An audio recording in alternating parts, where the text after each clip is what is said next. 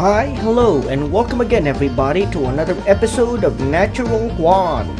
For a very long time now, people have argued and possibly even fought over various points in Stephen King's The Dark Tower series. This includes everything from the nature and casting of the Dark Tower film with Idris Elba as Roland Deschain and Michael McConaughey as Randall Flagg. People's debate whether or not the Dark Tower comics, published by Marvel of all people, and whether or not the 8th book, The Wind Through the Keyhole, which is an intercal between books 4 and 5, should even be considered official. Well, that's the thing with a fan base, isn't it? You win some, you lose some, I guess. However, I would actually like to discuss the book series' actual ending in Book 7 of the Dark Tower series, simply titled The Dark Tower. Of all the points in Stephen King's Magnum Opus, this is probably the most hotly debated topic of all. A strong word of warning, as this video will certainly contain many spoilers as we go along. In fact, if you're going to read The Dark Tower and would prefer not to know about the ending, I would recommend skipping this video for now. Come back when you're ready, friends and neighbors.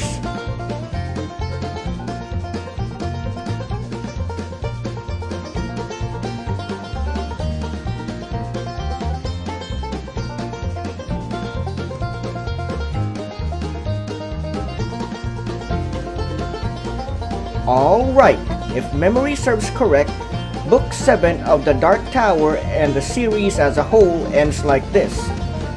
Roland Deschain, Eddie and Susanna Dean, Jake Chambers and Oy face down the forces of the Crimson King somewhere in the wastelands to prevent the Breakers, or powerful psychics, from further destroying the beams that hold up the Dark Tower. They were aided by other Breakers who were well aware of their own nature and the Crimson King's plans to destroy all of creation. In the end, they succeed in destroying the villain's facilities and weapons at the cost of Eddie Dean's life. After a heartfelt farewell for the young gun, Roland, Jake, and Oy set out to rescue author Stephen King from his impending accident. While they do manage to save Stephen King, who might as well be a kind of deity to their world, or worlds for that matter, it is instead Jake who gets horribly injured and dies. Roland and Oy are then forced to also say goodbye, and Oy, who displays human traits throughout the book series, shows just how truly sentient he is in expressing his sense of loss for his human companion. Indeed, throughout the rest of the novel, the Billy Bumbler never speaks again, which displays how traumatized he must be out of grief. With now only Roland, Susanna, and Oy left, the three of them travel again in order to reach the Dark Tower and avoid the forces of the Crimson King. They run into a giant worm in the tunnels and they barely escape. They keep going and also manage to avoid Mordred, the were-spider that also happens to be the child of Roland, the Crimson King, Susanna, and Mia the Succubus. I could explain all of this and other events happening in the book, but that might take a longer video. Anyway, the three remaining protagonists continue traveling until they meet Dandello in disguise. The insect-like monster almost succeeds in killing the last gunslinger, but Susanna soon realizes what he truly is and kills him and rescues Roland. They then discover that a young boy is trapped beneath Dandello's home, which turns out to be Patrick Danville, the same talented child found in another Stephen King novel, Insomnia. However, sometime in the night, they are awakened by fighting going on outside. It turns out that Mordred, the evil son of the Crimson King, has followed them to Dandello's home. Thankfully though, Oy is able to fend him off despite being gravely wounded. Roland manages to kill the shape-shifting spider monster, just as the Billy Bumbler dies of his grievous injuries. After burying Oy, destroying the bodies of both Dandello and Mordred and getting Patrick Danville to travel with them, Roland and Susanna meet the robot Stuttering Bill, who is another reference to a character from another book, this one from Stephen King's It. It turns out that Stuttering Bill is actually quite friendly and takes the trio closer to the Dark Tower. There, near the end of their journey, Susanna decides to part ways with Roland in a most bitter manner. Roland and Patrick make it to the Dark Tower, but are first confronted and blocked by the Crimson King, or at least his greatly reduced version. Luckily, Patrick Danville's ability to draw and erase things into and out of existence allows them to easily defeat the Crimson King. At the end, Patrick also decides to part ways with the last gunslinger, with Roland ascending to the top of the tower. At the very end, Roland discovers, much to his horror, that he has done this all before. After discovering the Horn of Eld, an ancient artifact that he knows he had carried before, the last gunslinger realizes that he has been repeating the same actions over and over again. Upon opening the door atop the tower, Roland is transported instantly to the beginning of his journey, with all of his wounds healed and all his memories of his quest erased. It is hinted, though, that his next adventure towards the tower might be his last, and that he might very well be able to set things right by that time. As you know, I kind of have my own idea of things, and if I were to create an ending for the Dark Tower series, it would be as follows. As many fans argue, I don't think Roland was ever really meant to reach the Dark Tower.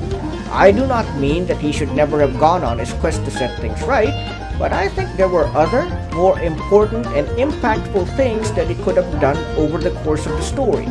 Indeed, I can actually see a large number of things that might have turned out even better had he chosen to do things differently. We can start with the part where Roland was forced to choose between his quest and Jake Chambers in Book 1, or the Gunslinger. In the book proper, he allowed Jake to plummet to his death so he could continue his pursuit of the Man in Black, or Randall Flagg. While Jake does return in Book 3, or The Wastelands, this act alone cements him as an anti-hero, since it shows his willingness to kill the innocent for his quest. However, had he allowed Jake to live and become a young gunslinger on his own, I think it would have been equally good. Of course, letting the Man in Black run free might be dangerous, but it's still possible for them to catch up to him one way or another later on. I can also tell you that Roland would have been better off having a companion than having to deal with many hazards and dangers alone. The Lobstrosities of Book 2 or the Drawing of the Three comes to mind, and having Jake there, or even just Oi, could have saved Roland a lot of trouble, not to mention his fingers. All in all, in this first theory, we might even get to see a master and apprentice type relationship develop between Roland and Jake. Also, since it might have taken them a lot of time to catch Randall Flagg in this continuity, we might get to see an older, experienced, but even more dangerous Roland Deschain. Either way, with Jake by his side, Roland won't be the last gunslinger anymore, and even if he perishes, Jake would likely continue his quest to the tower. In the film proper, this theory might have worked out well, since he takes in the young Jake as a kind of surrogate son. Perhaps then, in the distant future, Jake might continue on his stead after Roland Deschain dies of old age or injuries, and mayhap even find an apprentice of his own. Another point that might be somewhat worth a look would be the community of old people near the City of Blood in Book 3, the one that was led by the old woman Talitha. Eddie Dean even mentions that if he and the others had to stay a bit longer with the seniors, they may very well be stuck there for the rest of their lives. However, I see this as a possible alternative to them continuing on their journey. Perhaps by helping the old folks of the town, Roland and his companions could start a new and thriving community that harkens back to the time of the affiliation of baronies. Perhaps they might even restart Midworld this way, although I must agree that with the old people's dwindling resources, things might just turn out worse for them. Another point I think that could have turned out differently is that if Roland and his party, or Tatet, simply stopped with their liberation of the Breakers, perhaps they could have just escorted the Psychics to the Calabrian Sturgis to start life anew. Of course, some of them might actually complain, but with the people there being quite civilized, it is entirely possible that they might be able to restart the civilization of Midworld and have veritable armies of gunslingers as they did before. Perhaps something more outlandish would be what if Roland, still with all party members intact and including Patrick Danville and Stuttering Bill in tow, would not enter the tower and instead stay in the Field of Roses and begin building a new civilization with the help of Patrick's powers. Then, as their civilization grows in size and power, they can spread their influence to other worlds. A truly happy and satisfying ending for the world of the Dark Tower, at least for me, would be if the gunslingers make their return, not just in their world, but in the multiverse at large. Perhaps Roland and his company could be considered the founders of this new nation, and they could send squads or perhaps even armies of gunslingers across the multiverse to fight the forces of the Crimson King. That way, the legacy of the gunslingers would continue and the world need fear the forces of darkness no more. Of course, these are all just me thinking tinfoil hat thoughts.